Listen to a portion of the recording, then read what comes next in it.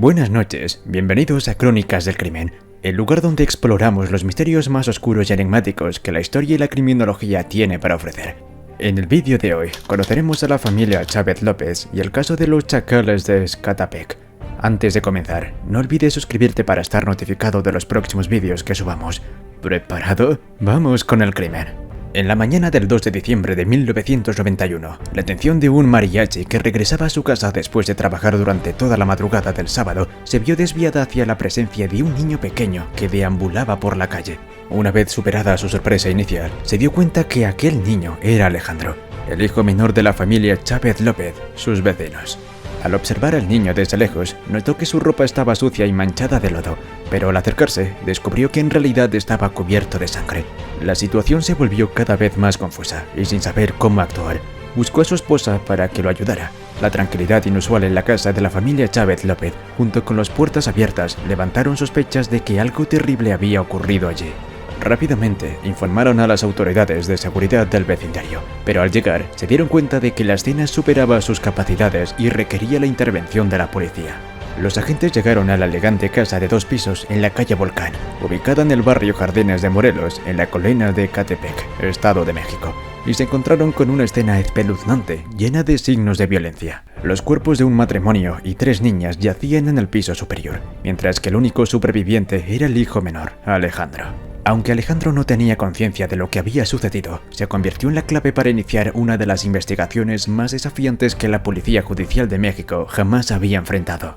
En el lugar de los hechos, había escasos rastros que pudieran guiar a los investigadores en la dirección correcta. Nadie podía comprender por qué alguien habría cometido un crimen tan atroz y sin motivo aparente, asesinando a todos los miembros de la familia. No había ni una pista. A lo largo de los 3 meses que duró la investigación, cada detalle, por más mínimo que fuera, se consideró revelante para desentrañar la verdad detrás de lo que se convirtió en el primer homicidio múltiple en la historia de México. La familia Chávez López constaba de 6 miembros en total. Febe López tenía una hija de su matrimonio anterior llamada Lorena, a quien Alejandro adoptó como suya cuando se unieron. Luego tuvieron 2 hijas más, Yasmín y Erika, y 5 años después llegó el pequeño Alejandro.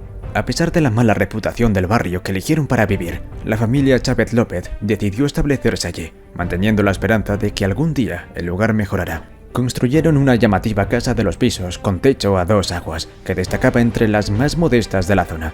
Su estatus social y económico sobresalía en el vecindario y no tenían intención de mezclarse con los demás residentes.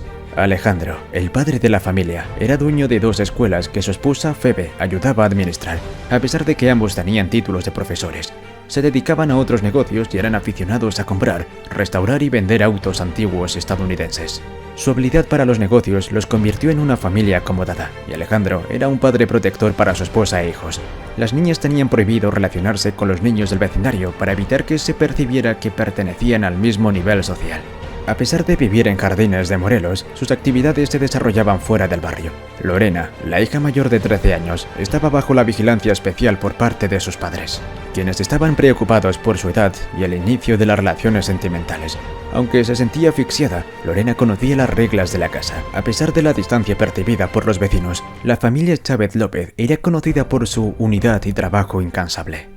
Amanecían temprano, preparaban a sus hijos para la escuela y pasaban los días trabajando, lo que les otorgaba una excelente reputación y una imagen prestigiosa en el exterior. Nadie podía comprender por qué alguien querría asesinar a esta familia de manera tan brutal. La única información disponible era que esa noche, la noche de la tragedia, habían asistido a una fiesta para celebrar los 15 años de la hija de una profesora de la escuela Roseau, una de las escuelas que dirigía la pareja. También había estado presente Salvador Galarza, un gran amigo de Alejandro con quien solía salir a bares. La celebración en familia se prolongó hasta las 10 de la noche, cuando optaron por regresar a su residencia. Salvador Galarza, gentilmente, se ofreció a llevarlos a su vehículo. Al llegar frente a la puerta de su hogar, solo Febe y los niños descendieron del automóvil. Alejandro y Salvador continuaron con su buen ánimo y se dirigieron a un bar que solían frecuentar. Se decía que Alejandro siempre estaba coqueteando con mujeres, y en esta ocasión se sintió atraído por una bailarina presente en el local. Sugirió trasladar la fiesta a otro lugar, pero la bailarina tenía otros planes con Salvador. Los 3, ya bastante afectados por el alcohol, se encaminaron hacia la casa de Alejandro. El jefe de la familia desembarcó y al llegar a la puerta notó que había olvidado sus llaves.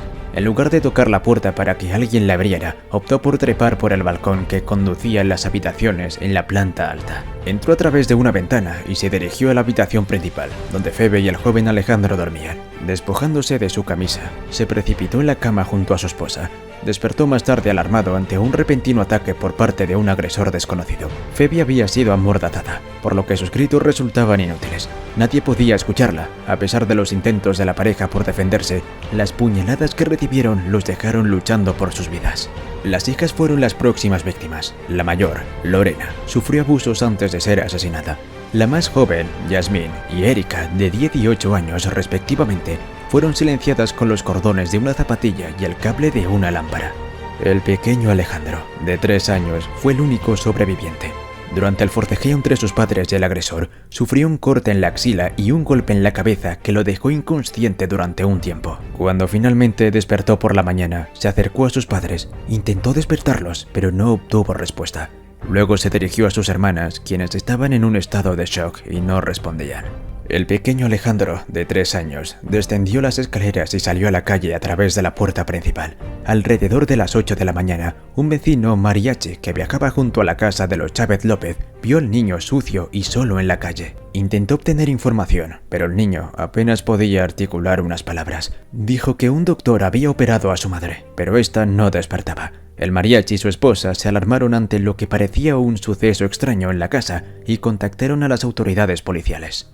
La policía llegó al lugar y a partir de este momento todo se tornó confuso. Una vez dentro de la casa de 2 pisos, los oficiales recorrieron la planta baja, encontrando todo en orden y sin signos de robo. Luego, subieron la escalera hacia la planta alta, guiados por voces que escuchaban en la distancia. Tras un esfuerzo conjunto, lograron abrir la puerta de la habitación de donde provenían los sonidos. Dentro de la habitación, encontraron los cuerpos semidesnudos de Alejandro y Phoebe, entrelazados entre sí por las piernas y rodeados por su ropa de sangre. Las paredes daban testimonio de la violencia que se había desatado en la habitación poco tiempo antes. La única fuente de sonido en medio del silencio abrumador era una pequeña televisión que aún estaba encendida. Los oficiales continuaron explorando las habitaciones hasta que llegaron a donde estaban las niñas. No podían dar crédito a lo que veían. Indudablemente, era una masacre sin igual. Todos los miembros de la familia mostraban signos de tortura y habían sido degollados. A medida que surgían preguntas, la confusión aumentaba. Sin embargo, tenían escasos indicios y la búsqueda del autor de este atroz crimen se convertía en un desafío. La huella de un zapato ensangrentado quedó marcada en las sábanas de la cama matrimonial, y el peculiar nudo con el que habían sido amordazadas las niñas se destacaba por su habilidad. Además, las puertas y ventanas no presentaban signos de forzamiento, lo que llevó a la conclusión de que el agresor debía de ser algún conocido de la familia. Con estos escasos datos, las autoridades emprendieron la búsqueda, pero estaban completamente desorientadas. Interrogaron a innumerables residentes de Jardines de Morelos, pero nadie parecía tener información relevante. No se habían escuchado ruidos extraños y nadie había visto nada inusual. El tiempo seguía avanzando y el criminal seguía en libertad. La situación se volvió aún más compleja cuando descubrieron que la hermana de Phoebe estaba casada con el hijo del gobernador. Esto derivó en una inmensa presión que recaía sobre los hombros de la policía judicial, orquestada por el sistema político. Se planteaban numerosas interrogantes, pero las respuestas se mantenían esquivas hasta que finalmente se reveló la última carta bajo la manga. Fue convocado el agente Camarena, un destacado experto en la ciencia forense de la nación mexicana, con el fin de sumarse a la causa. Una vez que llegó a Jardines de Morelos, todas las responsabilidades gravitaron sobre sus hombros, ofreciendo una oportunidad para las víctimas. Con firmeza, el agente se comprometió a resolver el crimen, sin importar las consecuencias y comenzar de cero. Camarena procedió a entrevistar nuevamente a la comunidad, incluyendo a las maestras y compañeros de las niñas. Todos compartieron sus versiones de los hechos. Las maestras comentaron que las niñas, aunque provenían de una familia con un buen estatus económico, no se presentaban adecuadamente en la escuela. Según ellas, su vestimenta no coincidía con la posición que se les atribuía. Además, salieron a la luz conflictos con los docentes, ya que se rumoreaba que Alejandro había despedido a varios profesores de la escuela que dirigía después de un enfrentamiento con el sindicato. Por otro lado, los vecinos gradualmente compartieron sus perspectivas. Se reveló que Alejandro tenía deudas pendientes con varios individuos a quienes había contratado para trabajos de construcción en la escuela y en su casa. Sin embargo, cuando llegaba el momento de pagar, surgían disputas y despedía a los trabajadores sin compensarles por su labor. Indudablemente, estos testimonios proporcionaron una dirección a la investigación, mostrando que Alejandro había acumulado enemigos en el camino. Sin embargo, la pregunta persistía: ¿por qué alguien habría de asesinar a toda la familia? Además, no se podía confirmar la implicación de las personas con las que había tenido disputas en el crimen.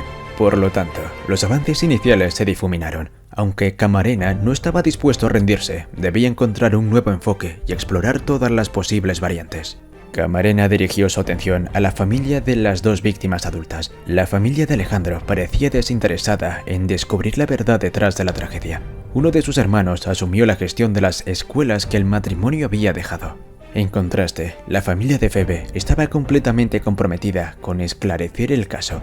La hermana proporcionó toda la información disponible para ayudar a encontrar al culpable, señalando que había regalado un colgante de forma de corazón a su sobrina mayor Lorena, el cual había desaparecido. Este dato no debía pasarse por alto, ya que el criminal podría haberse apoderado de algunas posesiones. Sin embargo, cuando Camarena revisó sus notas, no logró encontrar un hilo conductor que condujera a la verdad. Todos parecían sospechosos, incluso los familiares estaban bajo escrutinio.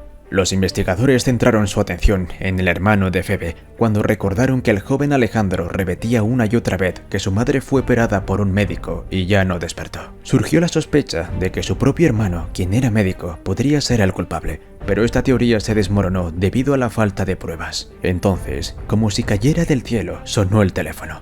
Camarena respondió y escuchó la voz de una mujer que optó por mantener su identidad en secreto. Afirmó tener información sobre el asesinato de la familia Chávez López. Camarena planteó preguntas y anotó una dirección en su libreta. Luego convocó a dos colegas para investigar. No tenía nada que perder. Si la información resultaba ser precisa, estarían a punto de capturar al culpable. En caso contrario, regresarían al punto de partida. No lo dudaron y se dirigieron tras la pista. La información proporcionada por la misteriosa llamada anónima sumó un nombre y un apellido a la lista de sospechosos que hasta entonces no se habían considerado: José Julio Cipriano Luna. Cipriano, un ojalatero, residía en Ecatepec, pero recientemente se había mudado a otro estado. Sin embargo, ¿qué relación tenía con el caso de los Chávez López? Esta incógnita dejó a Camarena enfrentando a un dilema: ceder la posible solución del caso o arriesgar su carrera profesional. No obstante, no estaba dispuesto a abandonar la investigación. Junto con su equipo, se dirigieron al lugar indicado por la llamada anónima. Camarena se presentó como un civil y convenció a Cipriano de que necesitaba sus servicios de ojalatería. No obstante, cuando pudo manipular la situación de manera que el individuo quedara atrapado sin opciones de huida, lo acorraló y expuso la auténtica razón detrás de su búsqueda. Extrajo la fotografía de la pareja Chávez López, obtenida durante la investigación, y le planteó si tenía algún conocimiento de ellos. La reacción que reflejaron los ojos de Cipriano lo incriminó de inmediato. En un intento desesperado por eludir la situación, Cipriano intentó sobornar a Camarena con una suma de $10 millones. Sin embargo, al darse cuenta de la futilidad de su esfuerzo, finalmente cedió y confesó la verdad completa. José Julio Cipriano Luna, de 28 años, confesó que había dos cómplices que participaron junto a él en el crimen: Adán Rebledo, de 20 años, y Alejandro Cruz Ramírez, de 18. Finalmente, se obtuvieron los nombres de los responsables del espantoso asesino múltiple, el cual se había convertido en uno de los más atroces hasta la fecha. Después de localizar a los tres homicidas, los detenidos rindieron declaración durante un extenso periodo de 6 horas, lo que resultó en una revelación de la verdad. En sus testimonios, confesaron haber asistido a la misma fiesta de la familia Chávez López la noche del 1 de diciembre de 1991. Cipriano relató que ya conocía previamente a Alejandro Chávez debido a un trabajo que habría realizado en uno de los autos que había reparado. Agregó que había habido una disputa entre ellos, ya que no pudo cumplir con el plazo acordado y solo restaba pulir el automóvil. Sin embargo, Alejandro, enojado, se llevó el vehículo y quedó debiendo 600.000 pesos mexicanos. Mientras tanto, Adán había estado observando a la hija mayor de la pareja durante un tiempo. En la fiesta, vio la oportunidad de entablar una conversación con ella, pero cuando Alejandro los descubrió, los interrumpió de manera desagradable y le prohibió a Lorena hablar con él o con cualquier persona de su grupo. El resentimiento comenzó a crecer en Cipriano y Robledo, y sumado a la cantidad de alcohol que habían consumido durante toda la noche, la prudencia fue derrotada. La familia abandonó la fiesta alrededor de las 10 de la noche, mientras que los jóvenes ebrios continuaron disfrutando de bebidas y música por un tiempo adicional. Finalmente, cuando dejaron el lugar, tambaleándose con pasos inestables, encontraron caminando por las calles de Jardines de Morelos. Pasaron frente a una llamativa residencia en la calle Volcán, que destacaba entre las modestas viviendas circundantes, y una idea sumamente inapropiada crució por sus mentes.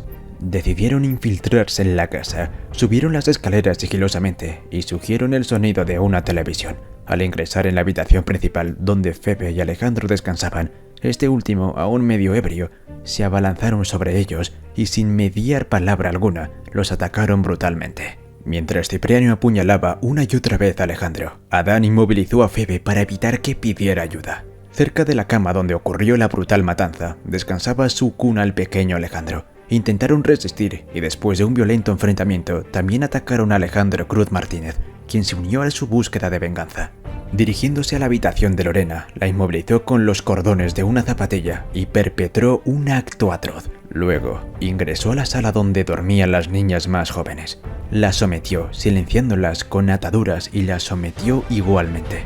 Cuando creían haber cumplido con su misión y estaban listos para abandonar la casa, oyeron el sollozo de Alejandro. Adán, experto en el sacrificio de cabras, retrocedió y utilizó su cuchillo para segar las vidas de cada miembro de la familia Chávez López, excepto el pequeño Alejandro. Nadie había advertido su presencia, convirtiéndolo en el único superviviente de la espantosa masacre. Posteriormente, durante la investigación, en la casa de Cipriano se encontraron un colgante de oro en forma de corazón que pertenecía a la hermana de Phoebe, un regalo para su sobrina Lorena, además de una videocasetera que los criminales habían tomado esta fatídica noche en la que acabaron con la vida de 5 miembros de la familia. Además, se confirmó que la huella hallada en las sábanas donde se cometieron los asesinatos coincidían con la marca de un zapato fabricado por el ojalatero. Finalmente, el 21 de marzo de 1992, fueron condenados a 40 años de prisión por cada uno de los homicidios. En total, considerando todos los cargos que enfrentaron, los 3 asesinos recibieron una sentencia de 250 años de prisión por asociación ilícita, posesión de armas ilegales, agresión sexual, homicidio y robo. En la actualidad, están cumpliendo su condena en una prisión de máxima seguridad. El trágico episodio ocurrió en Ecatepec, en 1992. Lamentablemente se convirtió en un sombrío precedente para los residentes de la zona. Los crímenes y delitos continúan siendo una preocupación constante y los llamados de auxilio y demandas de seguridad parecen no ser atendidos por las autoridades locales. Así como se perdió casi una familia completa hace más de 3 décadas a manos de los criminales de Ecatepec, la tragedia persiste en la región, cobrando nuevas vidas día tras día. Y así concluimos esta inquietante y perturbadora historia. Espero que hayas encontrado este relato tan intrigante como yo. Si deseas más contenido de este tipo o tienes alguna sugerencia, no dudes en compartirla en los comentarios. No olvides tampoco suscribirte para continuar viendo vídeos de esta categoría. Gracias por unirte a nosotros en esta escalofriante travesía. Te deseo una noche llena de sueños tranquilos y que se mantengan seguros. Hasta la próxima, queridos espectadores.